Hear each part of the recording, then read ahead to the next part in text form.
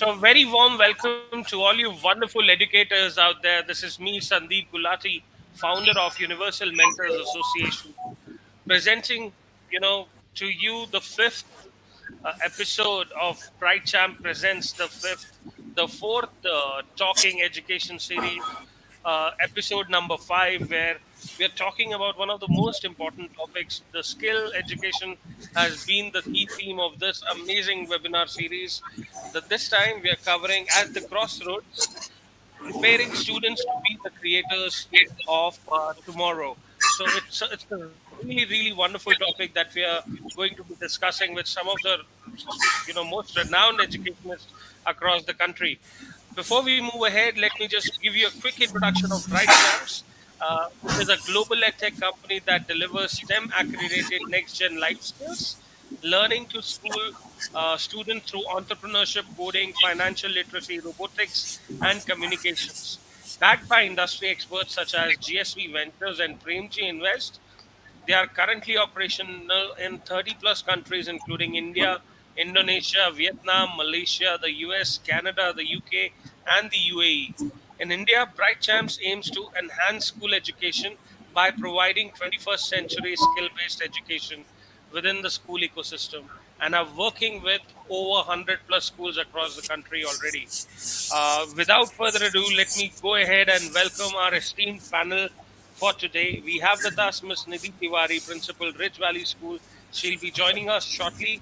We have one of the most renowned educationists of Delhi, Dr. Suchitra Bhattacharya ji, who's the principal of GD Goenka Public School. We have with us Mr. H.P. Panchal, who's the principal of DAV Centenary Public School. We have with us Ms. Upasana Sharma, who's the principal of DAV Police Public School from Panchkula. We have with us Mr. Sudhir Kukreja, co-founder, Credence International Group of Schools. We have also with us, it's been a pleasure to interact with Ms. Sneha Mathur, principal, Euro International School, Jodhpur.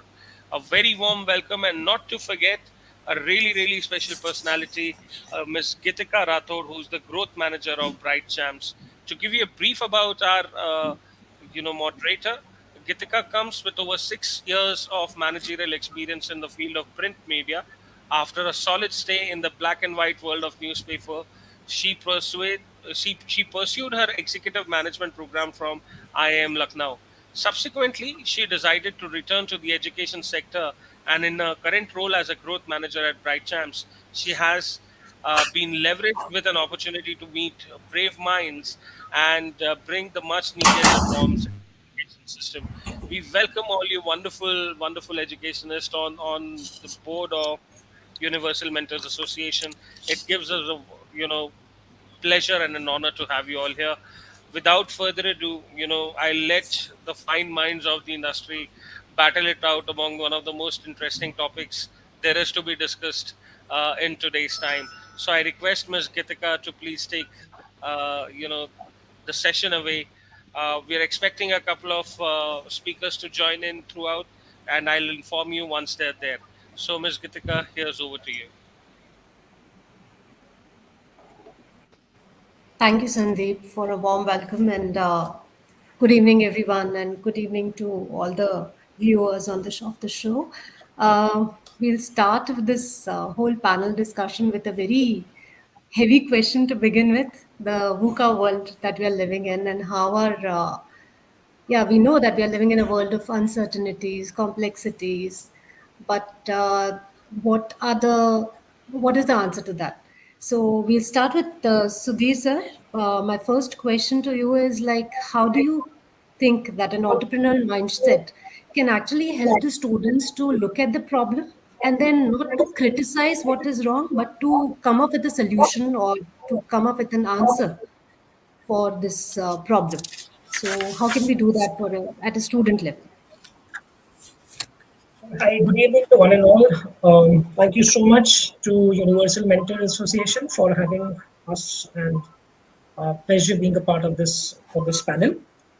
Nidhi, to answer your question, I think I'd like to start off for the sake of a better understanding among the audiences by defining the two terms that we have within this question. One, what do we mean by the word VUCA world? Because I am sure a lot of people may or may not be very familiar with the term.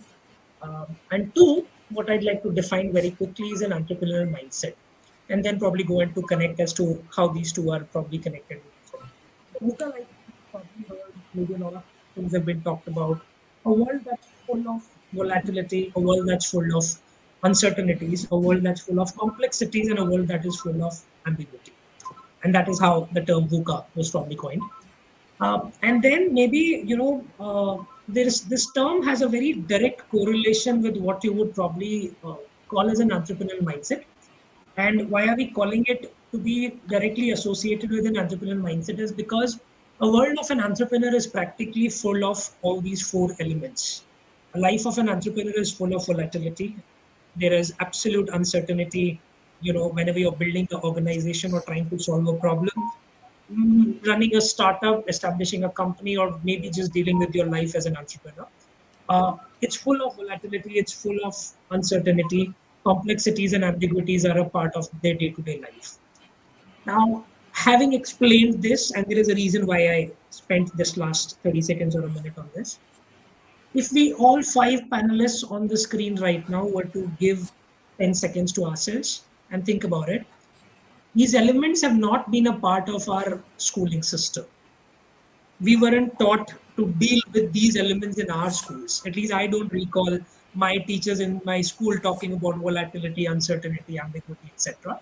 We were talking about exams, we were talking about grades, we were talking about subjects and chapters and topics. That was our part of the world. And let's acknowledge the fact that the world has come a long way since we passed out from our schools. So, what has the world come to? Where do we stand? Now, today we are living in a world where, and we are teaching children or school leaders, we are dealing with a generation of teachers, generation of students who is already far ahead of the teachers who are teaching them. I really doubt, where, you have a child who's probably studying in class 5 and beyond. And when he has a teacher walking into the classroom, starting a new topic, and he's already not aware of it. It's very rare, it's very seldom. And that is what leads to a lot of uncertainty, a lot of complexity, a lot of ambiguity, both for the child as well as for the teacher, add to it the management and the parents. So that is exactly the spectrum that is going into the VUCA world. And in such a scenario, there are a lot of things which are impacting the ecosystem which a child is a part of, because the pace at which the world has transformed in the last 2 or 3 decades. I mean, you can probably Google the, latest, maybe what you call as a SD card, and the earliest SD card that you probably had in late 80s or early 80s, you will be astonished to see the size of it, and that will make a big difference. So that is the transformation that has taken place, and the jobs that we are in today, right? 2006, I think, roughly is the time when Google was invented. Today, I think we have a million and maybe a billion people working on Google ads and Google oriented services, etc. Till 15 years ago, there was nothing called as Google. Till 10 years ago, there was nothing called as Instagram. And today we have Instagram and Facebook marketing. And no business, no job, no organization can survive without having their presence on this. So 15 years ago, we had no clue that a million jobs will be created because of this change. And today we have no clue what will be the jobs which will be there 10 years down the line. So what are we preparing our children for? What do we actually tell them that, okay, this is a skill, this is a thing that you need to learn, and this is something which is going to help you when you pass out of the school or the college. You have no surety what is it that the child will face as a challenge the day he gets out of his college or the first day of the job which he's going. In fact, you don't know what job he's going to get into. At least my dad, they knew that they're going to become the doctors, the engineers, or the chartered accountants. In today's time, you have no idea what is going to be your job 10 years down the line. So as a parent, it's ambiguous. As a child, it's challenging. As a teacher, it's complex. And it's absolutely volatile for each one of us. And that is where the entrepreneurial mindset comes into the picture. Because mindset of an entrepreneur is to be ready for all these situations. Starting a business means embracing all these elements on day one, conditioning your mind that I'm not going into a path which is already laid. I am going to my own path. I'm going to lay down my own journey and then follow the path, create a new road, traveling the road less traveled, and therefore exploring the world around and creating a new achievement or a new milestone for yourself every day, and hoping that you will reach the destination one fine day, while that destination keeps on shifting every 5 years, every 5 months maybe. That is the kind of world that we're living in. And therefore, in today's time, the weaving of that entrepreneurial mindset right from an early age of schooling, right from the early age of a child's development, has become of the paramount significance. And that is where I believe the answer to your question lies. The significance, the relevance, the importance, the need for that entrepreneurial mindset in the workout. I think, wow, it was like so wonderfully quoted because when I looked at the question, I was like, there's such a contrasting term when it says VUCA world and entrepreneurial mindset, but then you just combine the two in such a beautiful form. And then the whole, this was a complete churn of the thought process in then like 5 minutes. So, yeah, I completely resonate with your thoughts. And I think, yeah, I understand. When we were doing our schooling, it was more about regulations. It was more about following a particular set of path, and the kind of flexibility the students have today. It was not available at that time, not to us. So, Suchitra, ma'am, very important question specifically right now, and very valid at the same time. We never used to talk about innovation during my schooling days. Here, now the students know about innovation, they talk about creativity, they are more inclined towards uh, like drawing, and then or maybe just any like a very simple form of creativity. I'm saying it's drawing, but to these kinds of things. So, with your kind of expertise, it will be very interesting to know. So, how does school contribute to cultivate these kinds of creativity and come up with these ideas to solve the smaller problems and then look at the larger problems of the world around? So, Yeah, once again, namaskar, good evening. It's always a pleasure. I think this is creativity. After COVID, the way we are gathered here and the way you're providing such platforms, every time I come into such forums, I realize entrepreneurs like you and your company like this is actually what has shown creativity. With a little bit of twist, I would say that yes, a traditional education does not necessarily mean that things were not addressed. These things which we are now focusing so much. If we talk of our gurukuls, I think we had the creativity, we had the communication skill, we did teach children life skills. However, yes, very truly said, there are certain attention that is diverted from one section to the other. And truly speaking, as sir was saying, I think before we go to the class, I think children gets the information of everything. That is what actually is a worry, I would say. Not exactly a worry, but definitely a thing to learn. We as educators, I think the way we imbibed from what we had known before, and of also after COVID, the way we have changed our role, I think that gives an immense example of how we need to adapt ourselves. Resilience is something which we need to be very careful about. When you talk of creativity, it is not only the children. In fact, teachers are also showing their creative art in it. Where were the days when we used to have our own presentation and give it to the children? Because every teacher, mind you, knows, is aware of the fact that if the teacher is teaching a particular subject, the child, there are a few, of course, not all, the whole class, but certain children definitely do research and they are well prepared. So the teacher always has it in our mind that I have to give something more than what is available. So that is where I think creativity starts with the teacher, because unless and until the teacher is creative, the teacher can't be original.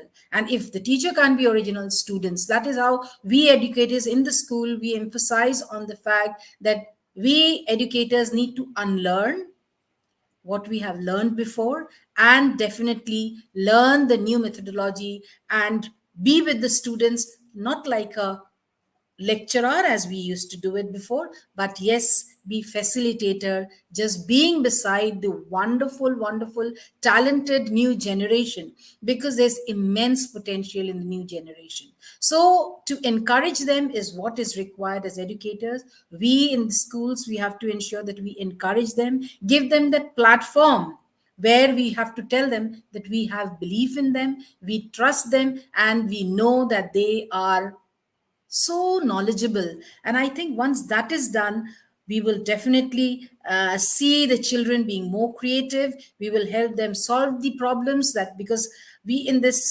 present scenario we've seen that educates children from India, they are doing so well with academics, but there are hundreds of children coming back once they go to a global platform, or maybe in very good colleges outside their hometown. There are dropouts. About, it said that 15% children in the higher education is a dropout from the first year. And that is what we need to be very careful about, because we need to teach the children communicative skill so that they can be creative. We ensure that they reduce stress so that they can use their intelligence in creativity, adapt to the changes. These are certain steps where we can make the child creative, because it helps to boost the self-esteem of a child. Like small little changes, though it was being addressed before, but we need to encourage creativity, we need to encourage practice, and the most important thing is let the child question, not answer only to the teacher's question. Because the moment the child can question, the creativity starts from there itself. And once they are allowed to question, I think we will definitely encourage creativity to start with. That's what I would. There are a lot many things to say, but I would like to listen to others now, because questioning is something that is very much required. The moment the child questions, the child does research on his own. And if we encourage children to question, we will definitely give him wings to fly with his own creativity. Yeah, I think I again, as I hear more of her, every time she comes up with the lovely thoughts, and it's so like on a daily basis. I do not understand about the rainbow as much as my fourth grader son would tell me, and I do not. And he's learning it from the kind of digital this exposure that he has around him. It's and the most, it is very easy to say to let the children question, but the amount of questions that they put in our head, oh, it's like very sometimes very daunting to answer to all those points and to address all those points. But yeah, this builds the trust, the self-esteem, as you said. I think these are very important points which we don't really just on a soft skill basis, we don't see it in a like a front page kind of a thing, but at the back of their mind, this is something that they really look forward to. Absolutely. They have the information. We Yeah. have to be open. Even if a child of class 3 or 2 asks something about sex education, I think we need to be Yeah. open, of course, with limited thought process, what is to be supplied to them. But yeah, we have to be open. Yeah, I think incomplete knowledge is much more dangerous than ignorance, I would say. So, Ms. Neha, as we would go ahead with this digital explosion that has suddenly happened, it's like a second skin to these children nowadays. So, how do you think, as an educator, you can leverage the technology to become like a kind of a helping hand, and actually it creates that kind of a like-mindedness individuals? Very good evening, everyone. Pleasure to be a part of the panel today. So, the question is the need of the hour for everyone. All educators are facing this, that how do we leverage technology so that we empower our learners and we help them gain knowledge, and not only just learn from the people around, because it is not learning and education is not just limited to the four walls of the classroom now. In fact, there are no geographical boundaries in this world of big data, cloud computing, internet of things, and AI. Technology has completely transformed all walks of life, and education is no different, right? So we all have to embrace technology. And how do we connect the learners with the mentors, and how do like-minded people come along? So there are a plethora of online resources available, and a lot of open educational platforms like Khan Academy, Coursera, edX. So all, these learners of the day, they are very smart. They're street smart. They just don't need the information and the content that's available in the textbook, that we all have seen in COVID, that with or without the teachers within virtual classrooms, they were smarter than the teachers and they were better prepared than the teachers when they were hitting the virtual sessions, right? So these learners need more than just the content, and they are very curious, and to keep them engaged we have to embrace technology. And virtual classrooms, e-learning is the thing of today. And like we all like-minded people are today connected in this webinar, that's also possible because of technology. We all are sitting geographically at different locations, and we are connecting. It is only because of we've leveraged technology to connect, right?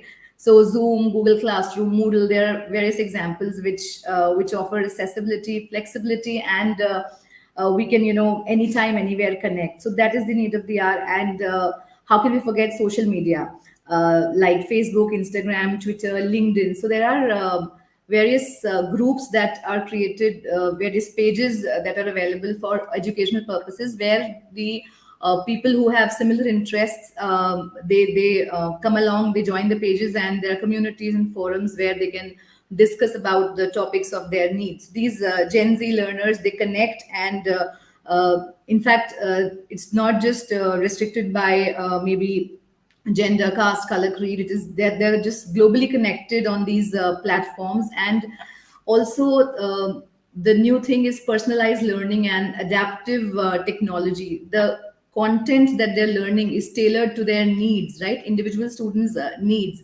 Like we have the Khan Academies, the personalized learning dashboards, we have Duolingo. So all these new age learning management systems, they're all AI backed, or they all are driven by AI, so that it just adapts along the learner's needs. And the questions and the assessments, they're all based and trained according to the data that is generated by the learner, even the assessments. So that is how we can integrate technology in our day-to-day lives as educators, and make the teaching learning process more effective, worthy, and that is how we can keep them engaged. And collaboration is the need of the hour, where we educators globally connect, and we integrate these various online resources in our lessons and the programs and various curriculums that we keep innovating at school. Because this generation of learners, they you just cannot bound them just to the NCRT curriculum or the CBSE or the Cambridge, right? They need more. Their curious minds need different things to be fed, different kinds of events. We cannot just give them the structured kind of education that we had in our times. They need a different, because everything in their world is different. So their education also has to be something, as you said, that technology and mobiles, all these are second skin to them. So everything that we are trying to inculcate in their curriculum has to be around technology. So that was from my end. Along with that, we also have to train them about the challenges that they will face while embracing technology. We have to we have to tell them about cybersecurity. We have to make them digitally smart. We have to train them on the online behavior and the privacy concerns that are posed. So that is our job as educators, to make them tech savvy, as well as how they can operate safely in the cyberspace. Thank you, Neha, ma'am. I think that was very well put together. That we actually know that technology is there. As Suchitra ma'am said, even if they're talking about sex education, information has to be given to the children. Same thing with technology. You have to tell them the pros and the cons, and then leave it to them how they adapt to it or they take it ahead in their time. Panchal sir, we cannot see you, but yeah, I think hopefully you're listening to the conversation. And as she said, that digitalization has actually made this global thing come together. Now our students know about the Israel and Hamas war. They know about the climate change that is happening, and they know about the understanding of economic crisis. So, how do you think an entrepreneurial mindset empower the students to contribute to these things in a positive way?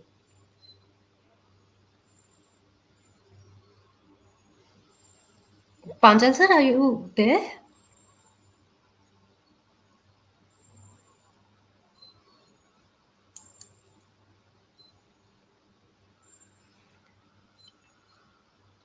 We'll just hold on for 30 seconds to see if he could answer us or listen to us.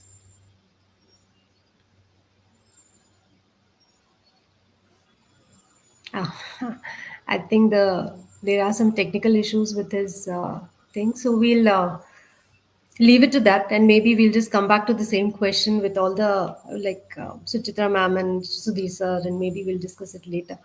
But to Pasta ma'am, and you've been patiently listening to all the feedback and the answers coming up.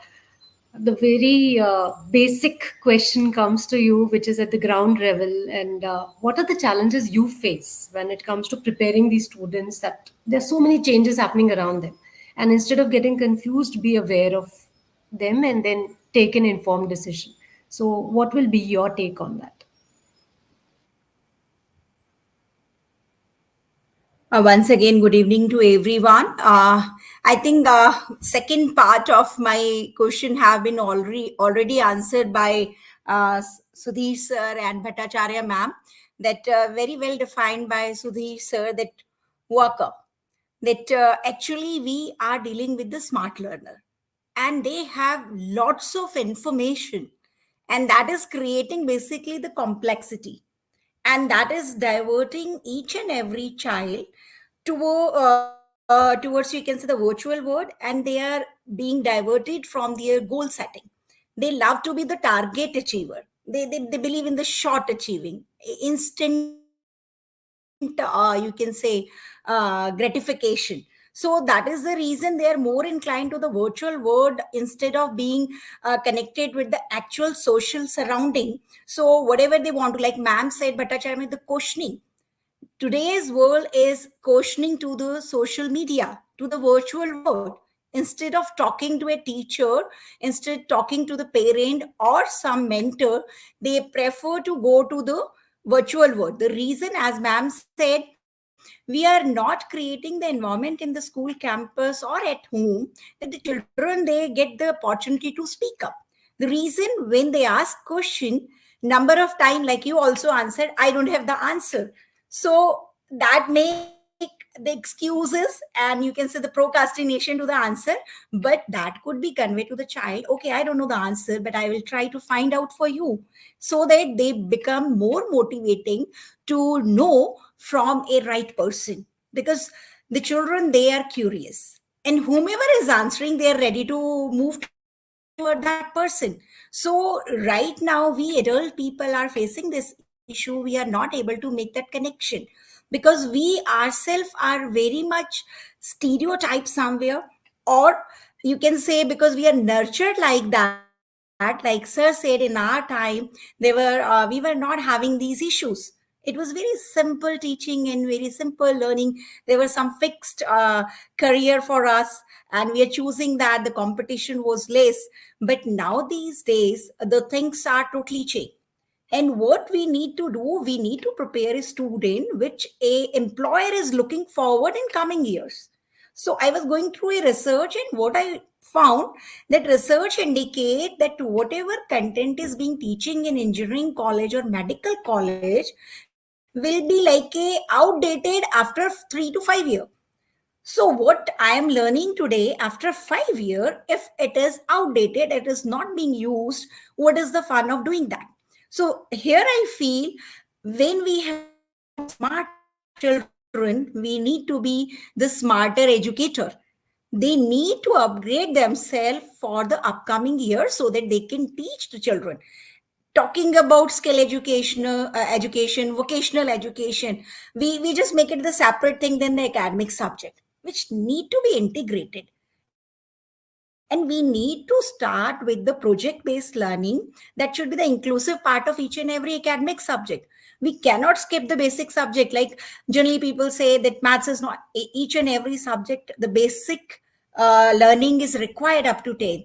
But along with that, if we can give them some vocational skill related to the mathematical skill or any potential, and career planning part is totally just like, go for this career. It has never been assessed. There are so many psychometric assessment word have been used by these questionnaire that have been created on the virtual world. Actually, they are not having any reliability or validity.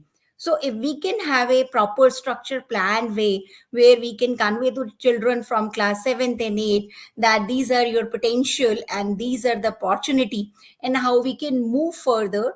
Because today, what kind of option I'm getting, ma'am, we are having a planning for class 5th for IIT 7 year after. So I find it very, very awkward. Like, you want the child to leave the basic content and go to the higher one. So these gaps we need to fill, because if you will go for the college or the higher studies, they have made lots of changes. If you will see the DU, they have done wonderful experiment with the children. They are sending them the project based learning, and they are deputing them into the work environment. The children in the first year itself, they are going and attending. I can recall some of the psychology student, they approach in the first year that they have to be in the school for 1 month. Whatever project is given to them, they will work as employee, they will not be paid for that. And after working there in 1 month, they were able to correlate what kind of practical issue they are going to face if they want to pursue that career. So that gap need to be filled at school level, where we need to tell them that community, work with community. You need to give them those kind of exposure. Otherwise this gap will never be fulfilled. Every child is pressurized by the peers, by the parent. We talk about it, we want to listen the children, but I'm really sorry to say they are totally fixed up with the few career. They have to go for that. Parental counseling is the most important thing in the school, and we have to, because if your child is intelligent, they have only 2 3 options, not others. And I find it so funny when we are talking about entrepreneurship, that after doing IIT, they are looking for entrepreneurship or doing MBBS or CA.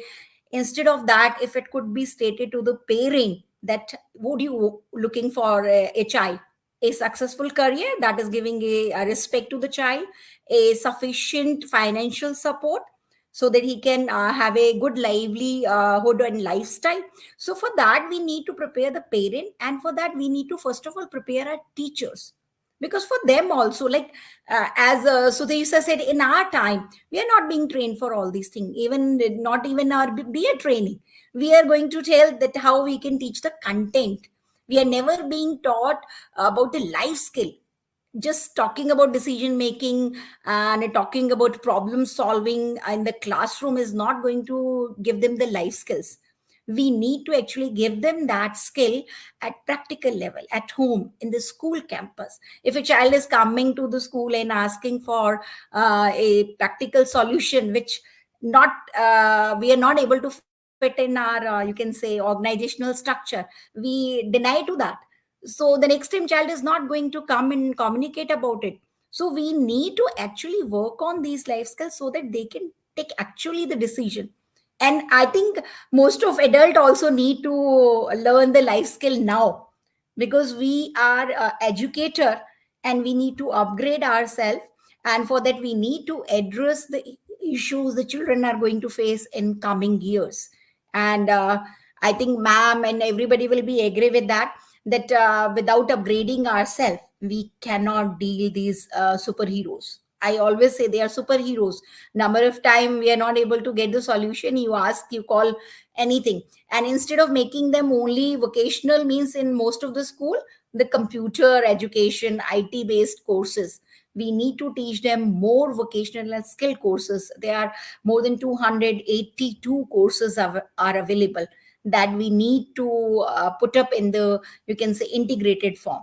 So that's the way I feel. Being a psychologist, I always feel that I never point out to the student, because they are the learner and we are going to educate them. So we need to upgrade first ourselves, our parent, and then we would be able to make you can say that we can able to create creator for tomorrow. Oh, I didn't know that you had a psychology background, because you hit me right exactly how it is. Because when my son asks me a question, I'll totally address, as you said, that as a parent, we need to address it. If he asks me a question and I don't have an answer, I like, I don't know. And then he's like, okay, Alexa, can you answer me this? So it's like it's going to a different zone. zone or in a different direction, but I take it. Next time, if I don't have an answer, I should tell him that I don't have the answer right now, but I can look for it and I can research on it and I get back to you. So that was my, it was like a psychological learning that just happened in like this conversation. And a wonderful word given over here, smart learner and facilitators rather than students and teachers. So if this just basic thing is changed, then I think a lot of changes can happen at the ground level. Instead of teachers, if we know that they are facilitators, we can share with them. And if you know that these children are smart enough and accept it, that they're smarter than you, a lot of changes can happen over there as well. So wonderful discussions here. But now that I have the platform and just few minutes in my hand, I would really like to know from each one of you any such example of these smart learners who have just come up and surprised you with a different or out of the box thinking from each any of you. If you could share some code that happened.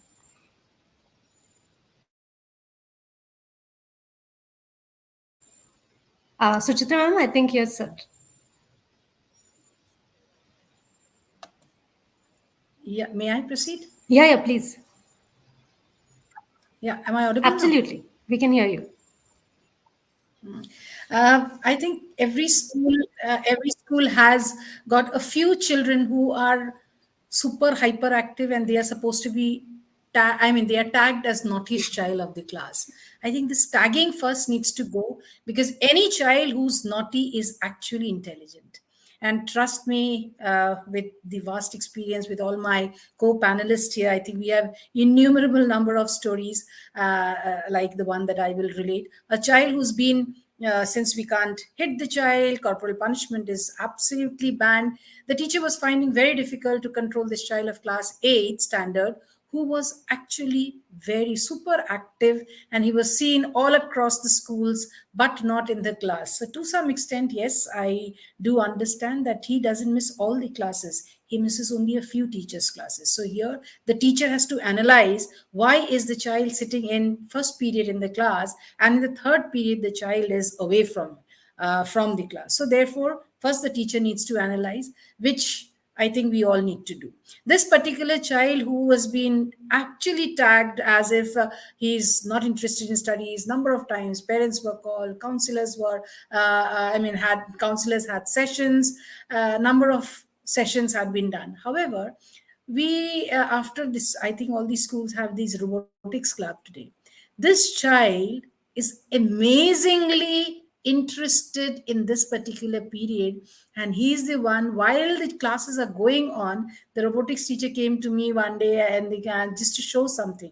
I said, what happened? He created a robot which is actually doing so much of activity. Of course, these days we have the package robotics club, the various robotic companies, they give you these instruments where you can create. This child was actually working on a car, where the teacher was demonstrating that how a car should be, a vehicle that should go move up and down, go right and left. He used the same apparatus, I would say, or devices, and he made a robot out of that.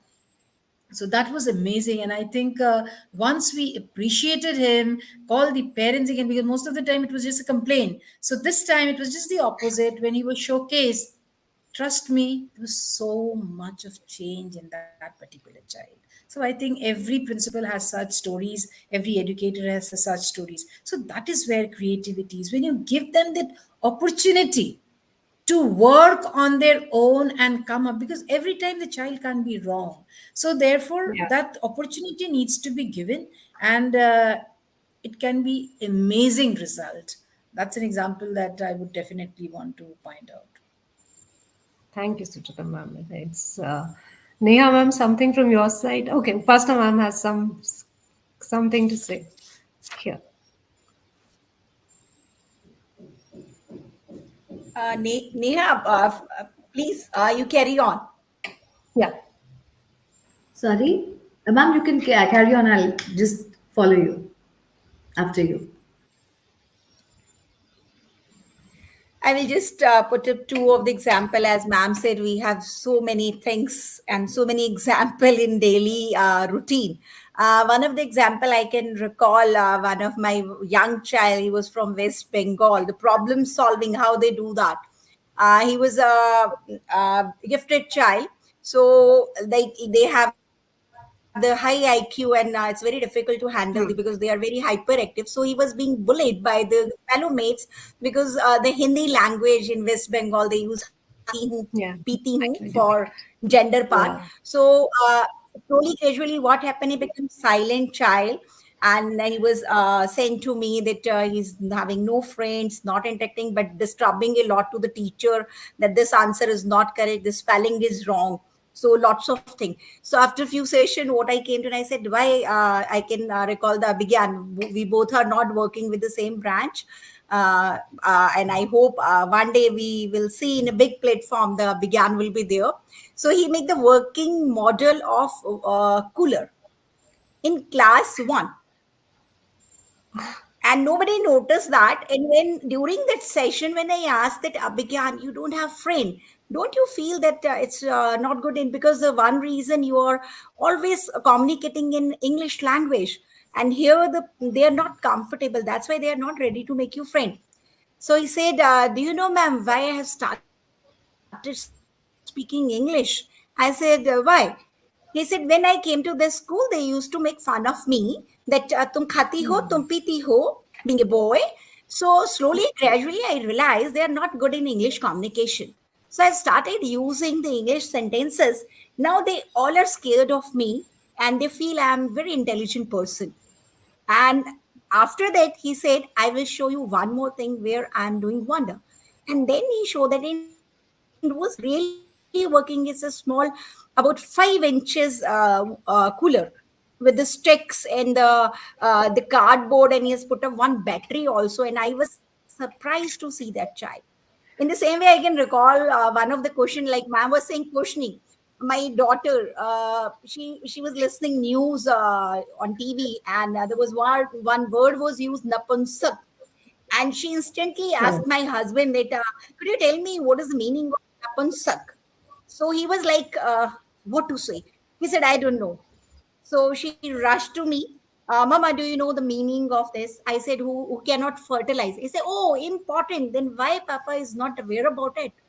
What is wrong with him? He's very poor in vocabulary. So the reason behind, because he was so hesitant to talk about that word, how to explain it. So when it was conveyed in a simple, like ma'am said, sex education in a simple term, like it is yeah. who cannot fertilize. For class 6th grade, they know what is important. So she instantly correlated. In the same way, the children, when you talk about the sex education, say, what is sex? They start laughing. They start looking at each other, and we say, you don't know your sex, you have to fill it in your form. What is your sex? What is your gender? And when we tell them it is your identification, biological identification, being a boy and girl. So after that, they become so comfortable, they never laugh about that. So basically, how we are answering to the child, and if we don't know, we can pass it for a moment, and we can discuss with the someone who is experiences that. Because being adult, we feel, how I can convey to the child that I don't know the answer. Nobody is perfect, so we need to tell them we don't know the answer, and we will get it done for you, so that they Yeah. should look forward to you. Because most of the time the parents said, ma'am class 5 तक तो बहुत बोलता था, he was so talkative, each and everything need to be narrated to me, whatever happened in the class. But after 6th, what happened? He is not discussing anything. And if you go through that, actually, whenever they're talking and asking number of questions, the parents said, "Bas, it's enough. No more questions." Yeah. And slowly, gradually, the child realized, don't take your question to these people. They're not going to answer. They don't have. So that is the reason the communication gap need to be filled. That is required. Very, very important. So I think the Neha and Sudhir sir can share more experience, because everybody is having numerous episode in the school campus. Okay, that was really insightful, ma'am. From my experiences, I would just like to share that this new age learners, the Gen Z, for them, we have to, like the technology is becoming adaptive, so have the adults to be, right? We also have to adapt ourselves to suit their needs, their learning outcomes, their expectations from the world is not like what we had with our adults. Like we would hesitate to ask questions to our teachers and maybe to our parents, like you all shared your experiences that they are so comfortable asking questions, so we have to become comfortable answering them. And there are times when their questions will actually give us questions in our heads that, all right, why haven't we thought about it in this way? Their perspective and their imagination is far more deeper than us, than what we had in the same age that they are in right now. I hope you all agree with that. In our day-to-day dealings with all the children of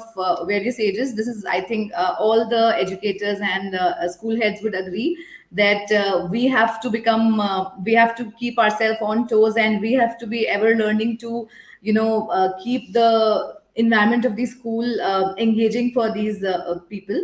So I think the need of the hour is that we involve them. It's not just the chalk and talk that suits them. We have to involve them, and that is where peer education plays a great role. Where the young guns are given the batons to lead, where we give them platform where they can nurture their skills early on in life, and not just about restricting them to subjects and clubs. We give them real life opportunities, as they say that schools are mini world, the mini cosmos. So we have to give them real world experience. We have not been given such experiences in our schooling, but it is our job to responsibly curate situations and events where we give the responsibility of the entire curation from scratch to the execution, to the planning, implementation, evaluation, and feedback and replanning for the upcoming event to these learners, so that they actually become creators of tomorrow. Like in our back in our times, competitions ke naam pe we only used to have debates and maybe some extempores and maybe some rangoli making, some drawing. Now look at the number of competitions that we have on our event calendars these days, with the MUNs, and they want cultural fests, and they want Hackathons. so many things that is way different in our times of being as school heads versus when we were students, right? So we need, and more creative events will come up, and the joy that we will see in their, the glints that we'll see in their eyes when they will be suggesting that what kind of events they want, how, what should the school do. So when it was COVID times and when the classrooms were virtual, so we had begun with something in our school, that we asked the students that what is it that they want, how can we make their learning experiences joyful in the virtual platform. And when the students were given this chance, they came up with wonderful ideas, and we had actually started a series called Euro Connect, and we connected with different resource persons pan India, who came up and took classes. So there was animation, there was cinematography, there was photography. We had actually had, and when we asked them what kind of competitions you'd like to participate in, so that the school is not dull and you enjoy your school life, so they said that we want photography competitions. They said we want mandala art competitions, which were never there in our, we it was just we gave a simple theme and somebody would draw and paint, and then prizes first, second, third, right? But they came up with the do it. And in art also there were so many categories. When it came up, when we give them the opportunity to pick the topic for debate, so they come up with so many interesting topics. So the need of the hour is involving them in designing their learning experiences and collaborating with them and giving them the chance to design their learning. That is when they will really enjoy it. So I think to actually prepare the learners, the young ones, for the future and to be the creators of tomorrow, that is what we all should do. Yeah, thank you, Neha, ma'am. I think involvement is, yeah, something which we need to understand and we need to take it up with the younger ones.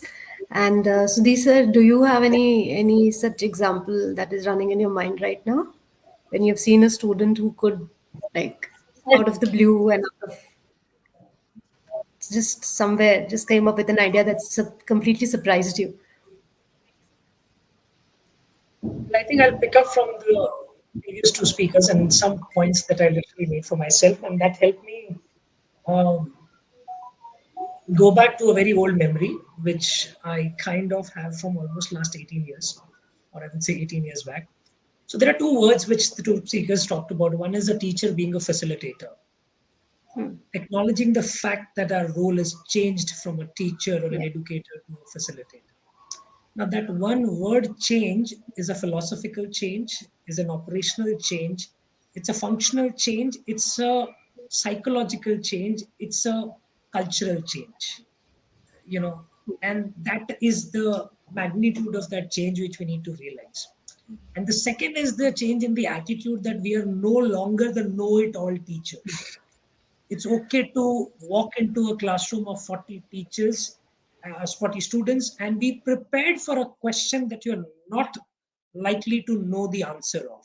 Because now is the time where your child or your student inside the classroom is most likely to have already been exposed to something that you are not prepared for inside, when you walk inside a classroom. So what I talked about, and this situation, which the two ladies talked about, help me recall one of my classes in a training program that I entered into, and this facilitator talked about reading a newspaper. So he said, you read a lot. I remember it was very early. I'm talking about 2005 in an MBA entrance training examination or something like that. And one of our trainers and professors who was there, he said, you read a newspaper and we'll discuss an article tomorrow, or we'll discuss some interesting concepts that they come up. And in that class, a student ended up asking a word called euthanasia. So this person said, what is the concept of euthanasia? Why is it illegal? Why is it legal? What are the legalities around it? And unfortunately, the facilitator in the classroom who was conducting this training program had no idea as to what does this term mean. I don't know even today how many people normally are familiar with this term, but in those days, maybe it was one of those very technical terms. It's basically a word for mercy killing, where a person intends to die out of his own, will or something.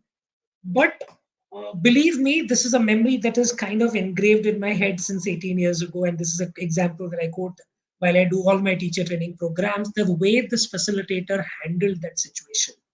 The first thing that he did is to acknowledge the fact very loud and clear that I do not know what does this word mean and what is this concept all about. That was first. I think that was a very, very, very, a bold acknowledgement in front of a class in 2005. The number two thing that he did, he made the entire class clap for that guy to have the audacity and the guts to ask this question in such a scenario, even before he discussed that thing. Now, believe me, I've attended so many classes, so many training programs we've conducted. But imagine this is the memory which is still engraved in my mind after 18 years, because that is where was an abnormal behavior out of a facilitator who did not say that, okay, I will look into this and come back to you. Or this is not the relevant topic. This is not the right age to talk about it. He said, acknowledged. And then he said, my dear friend, I don't know about it. Would you want to stand up and acknowledge, enlighten the class on this as to what is this all about? So this child gets up and says that even I did not understand the concept much, but I read it in a newspaper article because this was in debate in Supreme Court day before yesterday. And this article talked about this. Supreme Court validated. They had this argument, that argument. Believe me, there was absolute ambiguity about the whole concept, the validity of it, the relevance of it. The next thing that he did is, inside the classroom itself, he said, all right, let's call for a dictionary or there were no Googles those days. Yeah. So he said, let's call for a dictionary and probably try and figure out what does this entire concept mean. And the next thing that he did is, all right, now that we all 40 people have been brought to this new term, let's go back and do our research and come back to this. And I promise we'll have a 1 hour long debate on this to shape our own perspectives. Each one of us divided the class in 5 groups. Believe me, that was not a part of the curriculum. That was not a part of the syllabus. That was not a part of the schedule. But it was scheduled at that point of time that if a child could ask a question at that point of time, he's capable enough to do his own research on it. He's capable enough to do his own analysis of it, have his own opinion about it, and then maybe discuss it, analyze it, debate on it, and then maybe go back from the classroom and say that this is what has happened. And that is the kind of culture I think we've started promoting across our schools, our teachers, our people that we are, that it's okay to not know. Because nobody is, I mean, in the world where they're living in Google, there are a billion searches being done on Google every day.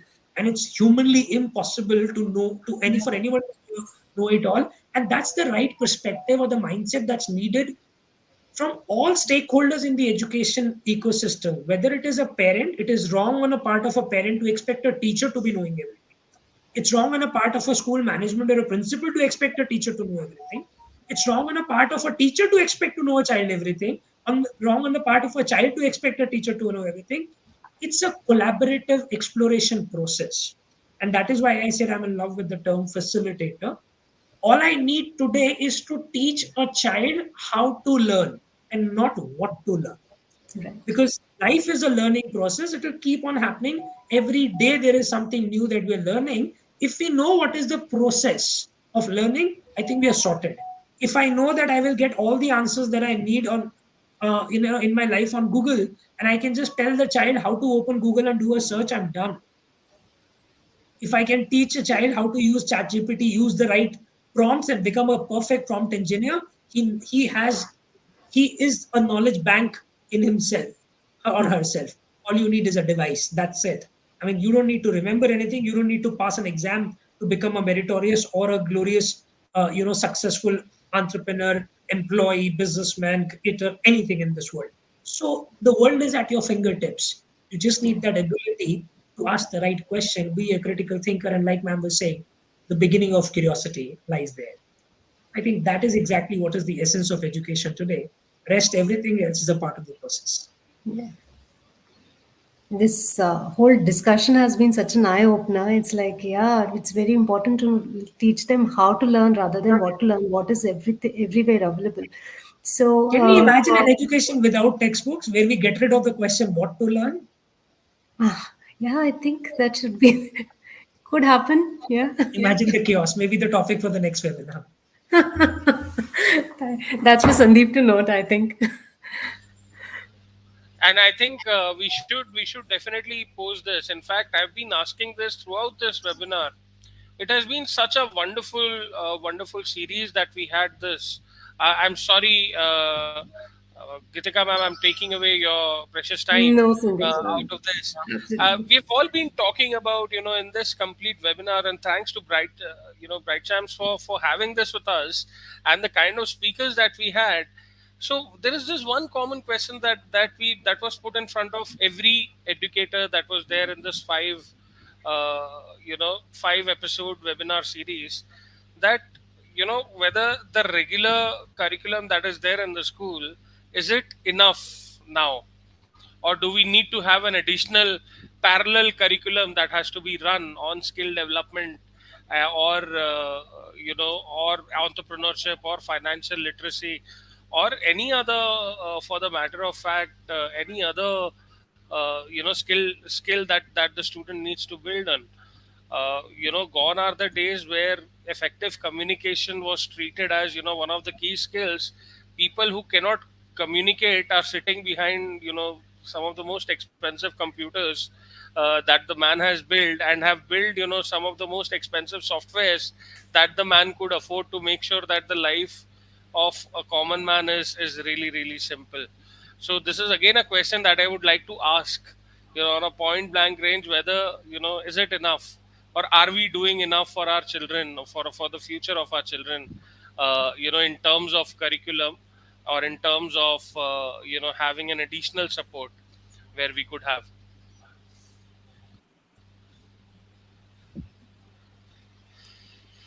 Right. So, having said that, yes, please,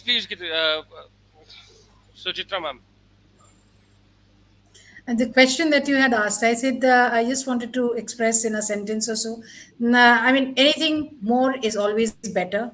But I think we are having elaborate discussions on this. Children are being given lots of exposure. Children are going to even from class 6 standard. Most of the schools are sending to colleges. They are having that entrepreneur. I mean, they venture for a day or so into different departments just to see what is their interest. We are doing, there is a different thought process altogether. We're trying to balance things in a beautiful manner. Lots of projects are given. So yes, we are, all schools are doing good. However, the more the better. Right. So, because I've asked this question because, since we are a media organization, we connect exactly like we do with schools, with the higher education institutions as well.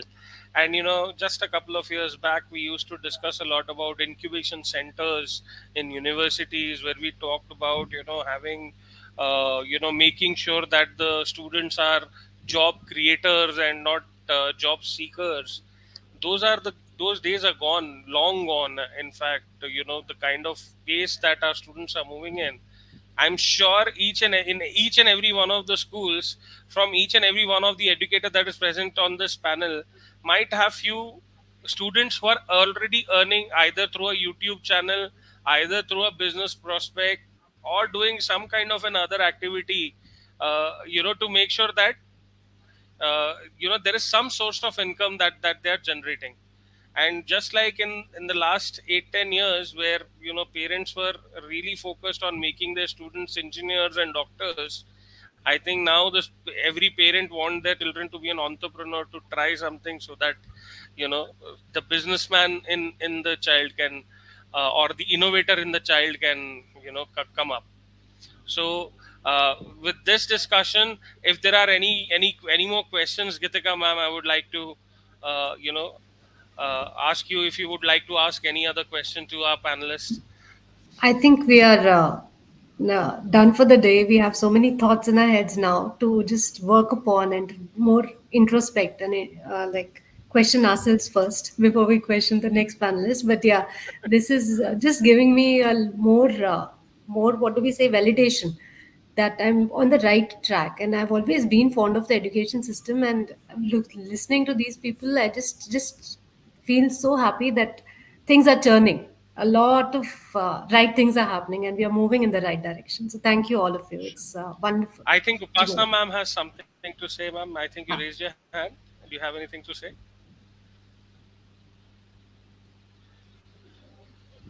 Like to give answer, you asked that we need to have the parallel curriculum or not.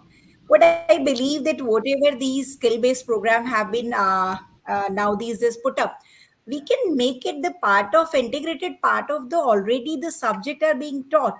Why we need to introduce financial literacy other than the economics have been taught during classes in secondary, and then business study and accountancy in the you can the senior secondary. That could be the part of that curriculum itself. And I don't think that anywhere CBSE or any of the board is asking that you cannot teach more than that. And like ma'am said, it's always good to have more, but having the parallel and additional sometimes become a burden, because as sir said, what what to learn. So here when we are talking about these assessment term and all, adding more things are going to make you can say pressure on the child. So if we can integrate all these curriculum in the regular basic subjects, I think that is going to be more you can say the fun learning, and more you can say experiential learning, and without adding any additional burden in the content part. So that I want to say about the parallel curriculum. I actually don't want that there should be some parallel curriculum or additional to that. I always say, please include it in the current one, make it more practical and skill based. We have already all these topic in secondary and senior secondary, and you can say entrepreneurship. It could be started from when they are having their clubs and houses, and there can we can start from that how they can plan and how they can sell and earn. So it should be more integrated, and we need to work more on the implementation part, because policies are created, they are just imposed, but practically nobody is trained for that, how to handle that. So that I feel should be taken care by all of us as a educator in our campuses. So that will be great for the children. That's all from my side. Sure. Anything else, ma'am? Would you like to add, Neha, ma'am, Sudhir, sir? I would just like to say the question that you asked, that should we add more, or is this curriculum enough? So we just have to, without, as ma'am said, making it as a burden, but it should be included, integrated, and maybe brought up in such ways which ultimately it's about keeping the learners engaged and instilling the real skills. Now it depends upon your organizational structure and your uh, team, how they want to take this up, whether they would like to take it up as a subject, whether they would like to take it up as a club, or whether they would like to take it up as a master class model wherein you have resource persons pooled up for different topics. So it depends on the basically the vision of the organization and the educational institution, how they want to take it up. But nothing is enough, and Gen Z is hungry for learning more, and so should be the educators, to make them to train them for to be more responsible, upskilled, future leaders of tomorrow. We have to give them as much as we can. Nothing is enough, and sky is not the limit. There's more. Absolutely, absolutely agreed. Sudhir, sir, your final words. Well, I think we are in an exciting space. That's the way I would probably want to look at the entire situation. Whatever I've heard from each one of the panelists present here, uh, I think what is very welcoming and very satisfying is the fact that this new thought process has literally made inroads into the mindsets of all the modern day educators. We are extremely progressive. The way we embraced the challenges the COVID times is a testimony to the resilience and the tenacity that probably this education fraternity brings in. We are all well aware of the challenges which are there in the education space in India, but yet I think today we stand as the strongest education system, producing some of the best minds across the world. And that is exactly what gives us hope. That is exactly what gives us excitement. That is exactly what gives us a belief that yes, we are on the right track, and maybe together we're making a difference to the society and the country put together. Last words from me. Thank you so much. All right. Thank you so much, and I think, with your permission, Gitika ma'am, this session has exceeded its time limit. I would like to, thank all the wonderful educators out there. I told you this is going to be one of the most exciting panels that we would have had in the series. Thank you so much, Gitika ma'am. You were such a wonderful moderator. Thank you, Neha ma'am, Sudhir sir, Suchitra ma'am, and Upasana ma'am, for joining us, for this amazing session. Do not forget that Universal Mentors Association keeps on bringing the Talking Education series to you. Talking about various topics with the educators, whether it is K-12 or higher education. This time, we had, some really good insights from the Bright Champs.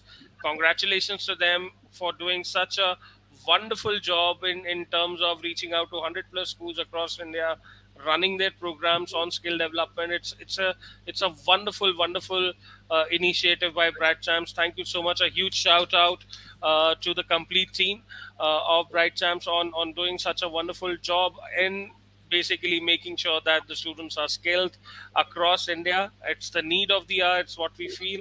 Uh, Thank you so much for this lovely panel, dear educators. Till the next time, we'll see you again with few really good and amazing topics, and some of the more amazing, speakers to be brought in week after week on this amazing panel. Thank you so much uh, to all once again, and have a wonderful week ahead. Thank you once again from Universal Mentors Association and BrightCHAMPS. Thank you. Bye bye. Thank you, everyone. Thank